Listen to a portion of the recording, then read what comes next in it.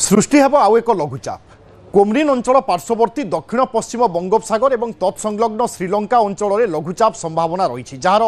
प्रभाव में उपकूल अंचल में वर्षा हेबा सहित पवन बेग किछिटा बढ़ी पारे बंगोपसागर और तत्संलग्न श्रीलंका अंचल में लघुचाप क्षेत्र संभावना देखा दक्षिण पूर्व बंगोपसागर में बात्या संभावना स्पष्ट चिन्हित लघुचाप रे परिणत होइछि लघुचाप एवं आगामी 24 घंटे यह अवपात्र रूप नेबा नै आकलन करिछि पाणीपाग विज्ञान केन्द्र परवर्ती 48 घंटे बात्या संभावना रही 25 रु बंगोपसागर में बढ़िबो पवन बेग सूचना मुताबक 25 तारिख में पवन बेग प्राय 40 रु 50 किलोमीटर रहिबा संभावना रही से भली 26 तारिख में 60 रु 70 किलोमीटर और सर्वाधिक पवन बेग 80 किलोमीटर पर्यंत जाइपारे अन्यपटे 27 तारिख में 80 रु 90 किलोमीटर और सर्वाधिक पवन बेग 100 किलोमीटर पर्यंत रहिबा नै आकलन करिछि पाणीपाग विभाग।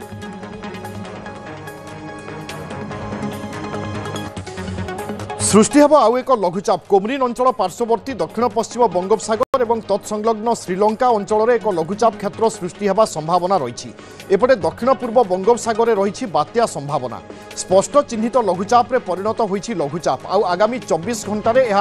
अवपात्र रूप नेबा संभावना रही आगामी 24 घंटे जितेबाला अवपात्र रूप नेब तार परवर्ती 48 घंटे बात्या संघटित होगा संभावना रही तेणु पाणीपाग विज्ञान केन्द्र पक्षर आकलन कर 25 तारिख बंगोपसागर में पवन बेग धीरे धीरे बढ़िबा आरंभ करिबो एवं 25 तारिख में पवन बेग प्राय 40 रु 50 किलोमीटर रहिबो एवं परवर्ती समय यह बढ़ी बढ़ी सर्वाधिक 100 किलोमीटर पर्यंत जाइपारे। लो प्रेशर एरिया जो कि low pressure striated of Malacca और जॉइनिंग्स अंडमान सी के ऊपर था वो एक वेलमा लो प्रेशर सुबह 5:30 ऑब्जर्वेशन के हिसाब से बना था अभी वो एज ए वेलमा लो प्रेशर एरिया बना हुआ है और सेम जगह स्ट्रेटेड ऑफ मलाक्का और जॉइनिंग अंडमान सी के ऊपर ही लाई कर रहा है सुबह 8:30 बजे के ऑब्जर्वेशन हिसाब से 23 नवंबर को और इसकी जो एसोसिएटेड साइक्लोनिक सर्कुलेशन है वो भी मीन सी लेवल से 7.6 किलोमीटर ऊंचाई तक जा रही है। यह सिस्टम जो है चांसेस है वेस्ट नॉर्थ वेस्ट डायरेक्शन की तरफ मूव करेगा और इंटेंसिफाई हो सकता है एक डिप्रेशन के रूप में south east bay of Bengal और एडजॉइनिंग साउथ अंडमान सी के ऊपर 24 नवंबर को। फिर ये कंटिन्यूली मूव करेगा आगे वेस्ट नॉर्थ डायरेक्शन में और ये जो है इंटेंसिफाई हो सकता है अगले सब्सिक्वेंट 48 आवर्स में साइक्लोनिक स्टॉर्म के रूप में south east bay of Bengal के ऊपर। इस सिस्टम का अभी तो हमारे उड़ीसा के ऊपर अभी तक कुछ भी अगले 7 दिन तक तो कोई प्रभाव नहीं है इसलिए ड्राई वेदर दिया गया वार्निंग भी नील है। जो ये सिस्टम है अभी इसका क्लैरिटी नहीं है कि किधर जाएगा।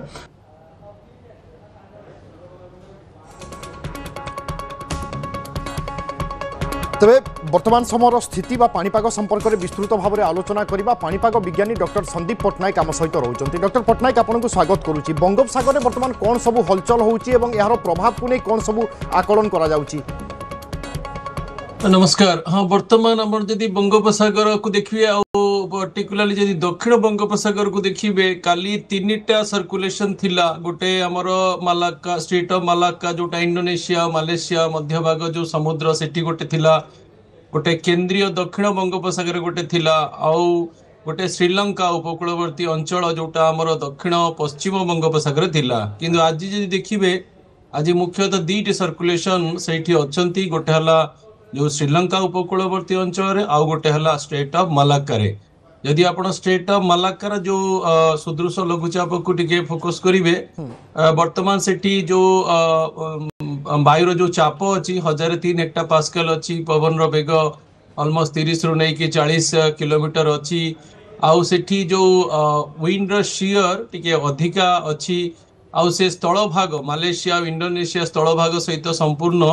घसी होची ता भितरे भी धीरे धीरे मंथर गति रे घनीभूत होची। आपण देखिबे 21 तारिख रु आज हेगला 23 तारिख से अवस्थित रे से जो सिस्टमटा अच्छी से मलाक्का स्ट्रेट रो एपंत बाहरनी तेणु घनीभूतर जो प्रक्रियाटा मतलब टिके मंथर अच्छी 25 तारिख अपराह्न परे परे मत लगुच सेठू से सिस्टमटा बाहरिबो आउ तापरे एमजीओ रो मूवमेंट हबो आउ जो दक्षिण बंगोपसागर दक्षिण पश्चिम बंगोपसागर तत्संलग्न जो दक्षिण पूर्व बंगोपसागर अच्छी जो सेठी पहुँचब सामुद्रिक परिवेश मध्य भल अच्छी जो तापमात्रा 28 रु 30 सेंटीग्रेड पर्यंत अच्छी तेणु এই सब उपादान ताकू घनीभूत करिबारे बहुत सहायक हेबे किंतु नेक्स्ट जो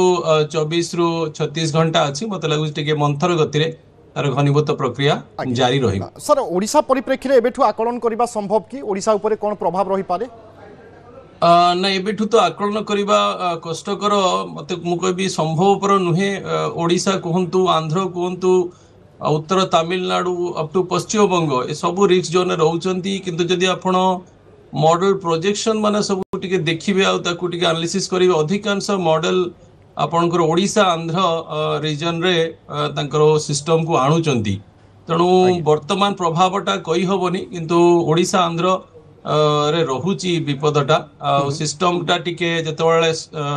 संगठित हो जीवो मते लागुची 25 तारीख परे परे फल संगठित हो जीवो तापरे मॉडल माने जो प्रोजेक्शन आनिबे ता ऊपर बहुत विश्वास करि हबो। आज ऑन डेट वर्तमान जहाँ भी हम समुद्र रे ही हम बात्या हो कि घनीभूत हो सब समुद्र हम तेणु प्रभाव 27 तारीख पर्यंत मत कहीं किसी लगुनि ओडिशा रे तापरे देखिबा कोन होची गतिविधि देखि आज्ञा अर्थात प्राय तो 3 रु 4 दिन पर गोटे स्पष्ट चित्र आसी जाई पारे बा जना पड़ी जाई पारे ओडिशा उपरे कोन प्रभाव रहिबो। डॉक्टर संदीप पटनायक आमे राज्य रे देखुचे वर्तमान चाषबासर समय एवं चाषी अनेक परिमाण रे चिंतित विभिन्न जगह रे चाषी धान काटिबा मध्य आरंभ करि देलेनी एभली परिस्थिति रे चाषी को पई कोन सूचना रहिची वास्तव रे जदि वर्षा हुए ताहले सेभली किछि क्षति होई जिवो कि जदि वर्षा होउची केबेठु होई पारे बा वर्षार परिमाण कोन सब रही पारे?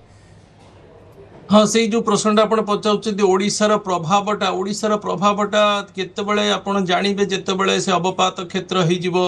अवपात क्षेत्र हला परे मॉडल मानकर भितरे टिके एग्रीमेंट आसी जिवो जे को स्थान को जिबे आंध्र जिबे कि ओडिशा जिबे आउ तार परे प्रभावर केबेठु 27 तारीख कि 28 तारीख रु केबे प्रभाव हबो ए सबु आपणक निर्भर करिवो जे सिस्टमटा केबे संगठित होउची कोउटी संगठित होउची दक्षिण बंगोपसागर को अंचल संगठित होउची आ तापरे मॉडल मानकर जो प्रोजेक्शन केबे सेटा माने दी जण एग्रीमेंट कर जाउची वर्तमान भी आपण देखिबे मॉडल मानकू तांकर एग्रीमेंट नाही गोटे श्रीलंका अंचल रे गोटे सृष्टि करूची गोटे मलाक्का स्टेट सृष्टि करूची तेणु ता ऊपर बहुत वर्तमान अनसर्टेनिटी अछि मते लागु जे आउ किछि समय अपेक्षा करिया पड़िबो 24-25 परे आपरे स्पष्ट चित्र आसीबो। सर जो सब परिवर्तन देखुचंती वर्तमान बंगोपसागर रे आजिका समय अर्थात ए वर्षर शेष समय नवेम्बर डिसेम्बर मासरे यह कोनोसी अस्वाभाविक ना बंगोपसागर रे एभली एक नियमित घटना बा एमिति हुए?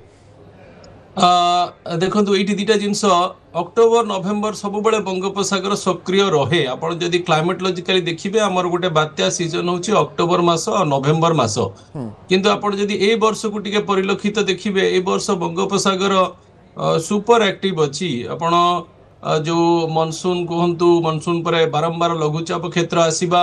आउे एबे पछुक पछ बंगोपसागर मंथा गला आ गोटे सिस्टम बर्तमान रेडी होची तार मुख्य कारण रहुची टिके ए वर्ष जो हमर आईओडी जोटा हमर भारतीय महासागर जो सृष्टि हुए जो तापमात्रा समुद्र तापमात्रा जो तारतम्य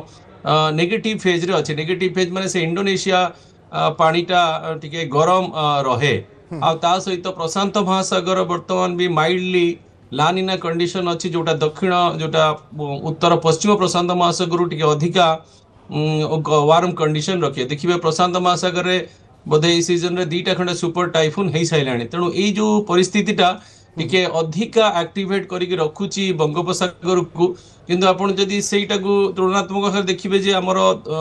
दक्षिण पश्चिम मनसून वायु सरीगला पर आमर गोटे आसी उत्तर पूर्व मनसून वायु तो आम कहूँ विंटर मनसून सी भी बहुत दुर्बल थिला मंथा गला परे परे अक्टोबर 15 रु से सिस्टम सब एक्टिवेट हवा कथा एबे ही बहुत मात्रा रे जो पूर्वावायु आसीची बहुत बड़ अंचलटा आपणकर दक्षिण भारत रे भी वर्तमान धीरे धीरे वर्षा आरंभ हलानी तेणु अस्वाभाविक कहले ये जो विषुवरेखा ता सहित जो आमर दशग्न भारत आ बंगोपसागर अच्छी सेठी जो पूर्वावायुर जो प्रभावटा अच्छी 17-18 टू टिके अधिका मात्रा अच्छी विगत वर्ष अपेक्षा सेटा गोटे फैक्टर से देखुं शीत वर्तमान बहुत मात्रा रे कमी जाइए कारण पूर्वावायुर प्रभावटा प्रबल मात्रा रही गोटे अस्वाभाविक रही कारण जो सामुद्रिक जो कहले आईओडी नेगेटिव